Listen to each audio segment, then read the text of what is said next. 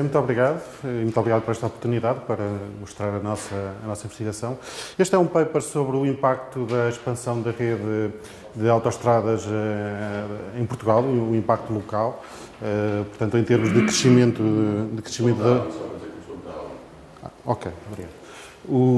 Sobre o crescimento da população e do emprego nos municípios e também o impacto das autoestradas na suburbanização em Portugal. Portanto, existe... A motivação para isto, no fundo, é estudar o caso português e ter aqui Portugal como uma contribuição para uma literatura que se tem focado sobre estes temas e que tem crescido. Enfim, há papers sobre a Espanha, a Alemanha, Estados Unidos, etc. O caso português é particularmente interessante porque tivemos um crescimento muito expressivo e muito rápido da rede de autoestradas. Portanto, nos anos 80, no início, tínhamos menos de 200 km no total do país e atualmente já temos mais de 3.000 km. Portanto, em 2019 tínhamos um rácio elevadíssimo, 3 km por 10.000 habitantes, e isto, enfim, é um dos maiores rácios da Europa, é o quarto mais, só a Espanha, a Croácia e a Eslovénia que têm ligeiramente superior a Portugal, e portanto este rácio é o dobro de países como a Alemanha, a Holanda, a França, a Bélgica, portanto países, enfim, bastante desenvolvidos. Aqui o desafio desta literatura é obviamente identificar um efeito causal, não é? Porquê? Porque a geografia da afetação das autoestradas no território não é naturalmente exógena, não é? É endógena. E, portanto, podemos ter aqui um viés positivo ou negativo, consoante as autoestradas sejam alocadas a zonas que tenham um grande crescimento, não é? Um grande crescimento populacional, económico, e, portanto, é preciso resolver o problema de descongestionamento e constrói-se uma autoestrada, ou então como forma de promover o desenvolvimento de zonas que estão menos desenvolvidas, não é? Em qualquer um dos casos teremos um viés. Portanto, teremos aqui a causalidade reversa e temos que resolver esse viés, não é? Temos que tentar estimar um efeito causal. Bom, uma parte importante da literatura, provavelmente os papers mais interessantes dos últimos tempos, tem usado instrumentos para identificar esse efeito causal. Por exemplo, ali temos um paper sobre a Itália, outro sobre a Alemanha, outro sobre os Estados Unidos, que usam como instrumentos redes históricas ou redes planeadas há várias décadas. Por exemplo, naquele paper sobre a Itália, onde estimam o efeito médio das autoestradas na amostra total dos municípios italianos, mais 7.000. O instrumento utilizado são a rede de estradas romanas. Ok? Bom, os resultados, eles identificam um efeito positivo em termos de emprego e de estabelecimentos industriais. O efeito na população normalmente é positivo, enfim, é positivo, mas normalmente é não significativo. Depois temos, enfim, um paper sobre a Alemanha, que usa como instrumentos a rede de comboios de 1890 e também um plano que não foi executado na totalidade das autobahn, das autoestradas em 1937. Enfim, o Durant and Turner sobre os Estados Unidos tem 3 instrumentos. Por exemplo, um particularmente interessante são os mapas das primeiras explorações nos Estados Unidos, portanto, cobrem ali o período entre 1528 e 1850. Também a rede ferroviária de 1898, mais ou menos no mesmo período ali do paper sobre a Alemanha. Portanto, redes do passado, não é? De um passado mais ou menos distante. Portanto, isto são papers que tentam estimar o efeito médio sobre a população ou o emprego. Depois temos aqui um pequeno grupo também particularmente interessante que tenta estimar o efeito das autoestradas na suburbanização, não é? No fenómeno de suburbanização. No fundo, tentar descobrir se as autoestradas contribuíram ou não para o fenómeno de suburbanização. E a evidência que se vai somando mostra é que, de facto, existe uma contribuição das autoestradas para esse fenómeno e, novamente, aqui com instrumentos históricos. Por exemplo, há ali um paper para a Espanha, Garcia López et al., em que o instrumento utilizado são as estradas romanas ou as estradas de 1760. A Baum Snow, de 2007, Estados Unidos, é o primeiro paper que iniciou esta abordagem de utilizar redes históricas como instrumentos e que usa um plano que também não foi executado na totalidade, um plano de autoestradas de 1947. Para quê? Para instrumentar, neste caso concreto, as autoestradas que foram construídas entre 1950 e 1990. Ou, por exemplo, no caso do paper espanhol, o que foi instrumentado, a variável endógena, foram as autoestradas entre 1960 e 2011. Portanto, estamos a utilizar, naquele caso, por exemplo, as estradas romanas como fonte de identificação da expansão das autoestradas entre 1900 e 2011. Portanto, 2000 anos depois, não é? Ok.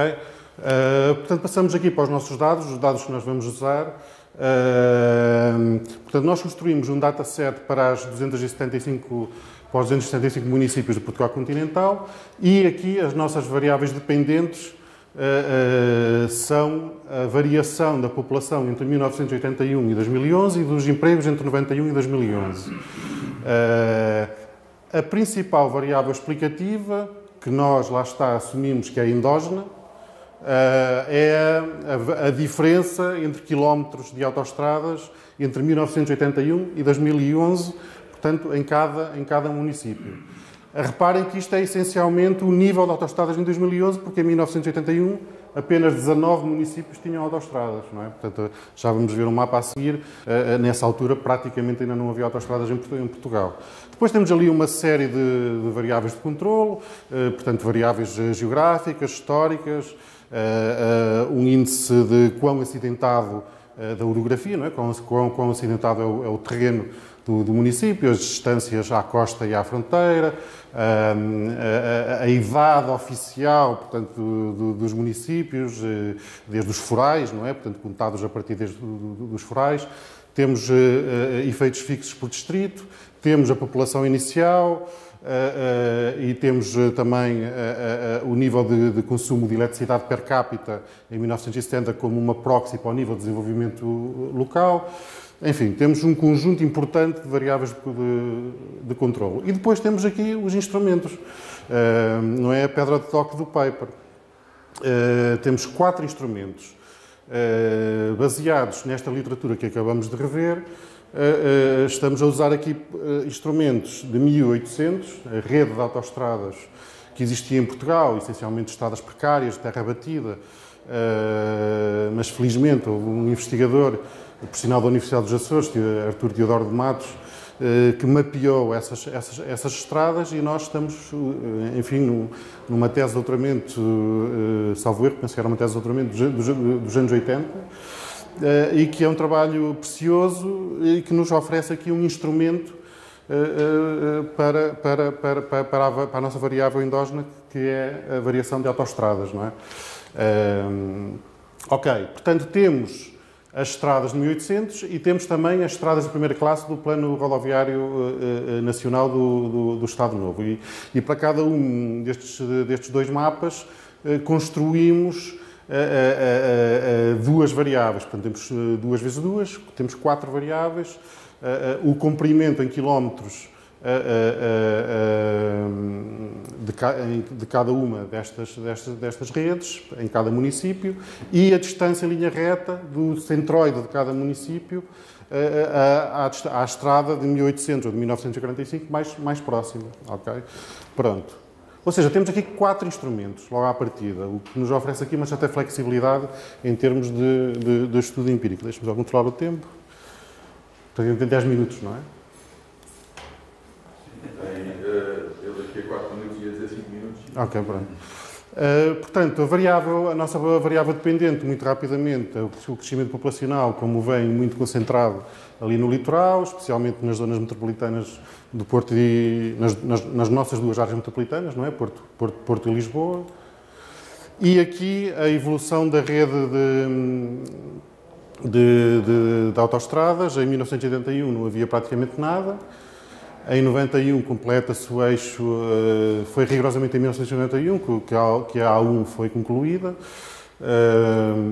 Depois, em 2001, começa o início da expansão da rede para o interior, e em 2011, que é praticamente o que temos hoje, enfim, ainda houve mais alguma coisa que foi acrescentada, mas não muito mais, já temos, digamos, a rede no interior, não é? Ok, e estas são as nossas variáveis instrumentais. Portanto, a rede de 1800 é particularmente densa, como se vê. Ok, portanto, temos aqui duas equações principais que queremos estimar. Uma tem a ver com aquele primeiro bloco da literatura que vimos, o efeito médio, e ali temos o ΔH, é justamente a variável que nós queremos instrumentar, não é? A variável que nós assumimos que é endógena. Controlamos pela área do município e por um vetor extenso de variáveis de controle, como vimos há pouco, e efeitos fixos por distrito, etc. Depois temos uma versão mais complexa, portanto, uma especificação não linear, em que o efeito marginal não é constante. Qual é aqui a fonte da heterogeneidade? É se o município é suburbano ou não. Okay? E, portanto, temos ali um termo de interação entre o ΔH e o S, que é justamente uma variável que nós queremos estimar e que também consideramos que é endógena, não é? Como é que nós nos definimos uma variável suburbana? Um município suburbano são aqueles que em 1981 tinham uma distância a Lisboa ou ao Porto, uma distância em termos de viagem, inferior a 45 minutos ou a 60 minutos. Temos estas duas definições por uma questão de avaliação de robustez, não é? Portanto, na primeira equação, o beta dá-nos o efeito médio. Na segunda equação, o beta mais o beta-S dá-nos o efeito específico para os municípios suburbanos. Okay? Pronto. Esta é a primeira tabela de resultados, em que utilizamos os 4 instrumentos separadamente, e depois ainda temos ali um instrumento compósito que essencialmente é a média do instrumento baseado no total de quilómetros da rede de 1800 e no total de quilómetros em 1945. Somamos dois, fazemos a média. Isto tem a ver com a tentativa de obtenção de um instrumento ainda mais preciso, mais forte no first stage. Ok, mas, enfim, detalhes técnicos à parte, o que interessa aqui é que, utilizando estes instrumentos, temos ali resultados muito similares. Há apenas um instrumento que não tem um first stage suficientemente forte, não é? Que é a distância do centroide à rede de 1945, à estrada de primeira classe de 1945, mais próxima. Portanto, aqui a F-statistic do first stage é inferior a 10, claramente, enquanto que nos outros casos é bastante superior a 10. Portanto, no fundo, esta primeira triagem permite-nos identificar 3 instrumentos fortes. Okay? Não temos, neste caso concreto, forma de implementar um teste de sobre-identificação, de over-identification, não é? Mas fazemos isso a seguir, em que aqui já temos, para a variável endógena, 2 instrumentos ou 3, não é? Utilizando os 3 instrumentos que, entre aspas, sobreviveram à triagem referida anteriormente, e aqui novamente temos um efeito claramente positivo, e embora estejamos a usar combinações bastante, enfim, todas as combinações possíveis, é bastante interessante que as estimativas, as point estimates, são extremamente precisas e todas muito similares, ok? E um aspecto também importante é que a estatística de ANSA, não é, que nos dá uma indicação sobre a possível validade do instrumento, a possível exogeneidade, é extremamente baixa, ou seja, o respectivo p-value é muito alto, quase 1, o que sugere à partida que os instrumentos podem ser considerados como exógenos. Ok. Aqui temos o emprego. O emprego, a variável do emprego não está disponível para 81, portanto estamos a focar no período entre 91 e 2011 e claramente temos também um efeito bastante elevado. O efeito no emprego é quase o dobro, sensivelmente o dobro do efeito sobre a população para o mesmo período. Efeitos médios, mais uma vez. Ou seja, para a amostra total dos 275 municípios. Aqui já estamos a olhar para a questão da heterogeneidade, portanto, distinguir os municípios suburbanos dos outros. Portanto, é a tal equação 2 que eu referi há pouco. Portanto, muito rapidamente, aqui o que nos interessa observar é que o coeficiente para a população nos concelhos suburbanos, o efeito que nós estimamos é claramente superior em relação aos outros municípios.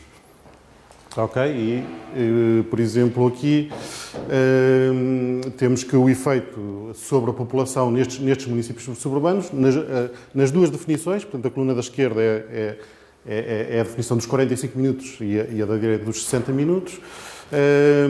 Temos que, por exemplo, comparando este efeito com o efeito também sobre a população para os não suburbanos, estamos a falar de muito mais, enfim, quase o triplo, não é?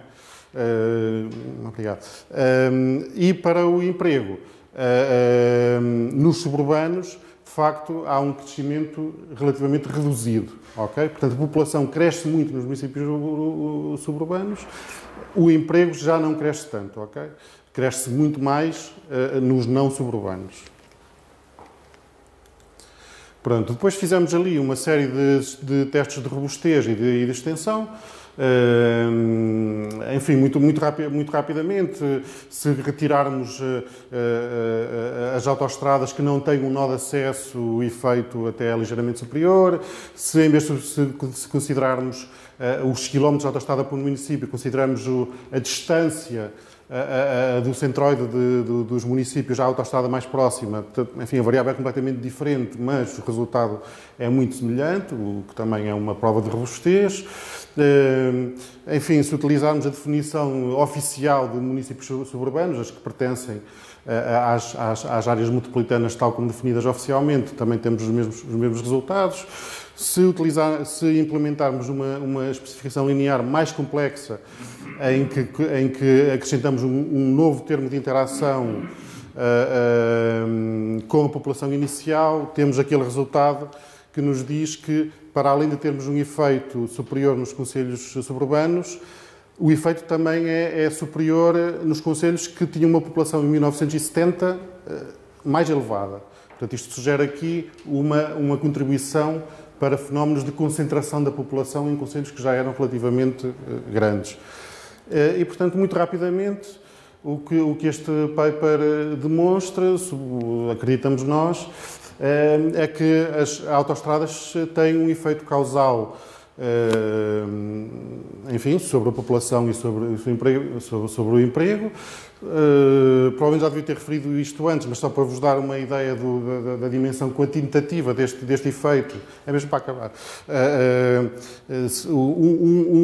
13 km, que é um desvio padrão, a nossa amostra leva portanto, um aumento de 13 km na rede em cada município leva a um aumento de 10% na população entre 81 e 2011 nesse município. O efeito é particularmente forte nos municípios suburbanos e, portanto, em termos muito gerais, são estes os resultados do paper e agradeço-vos imenso pela vossa atenção.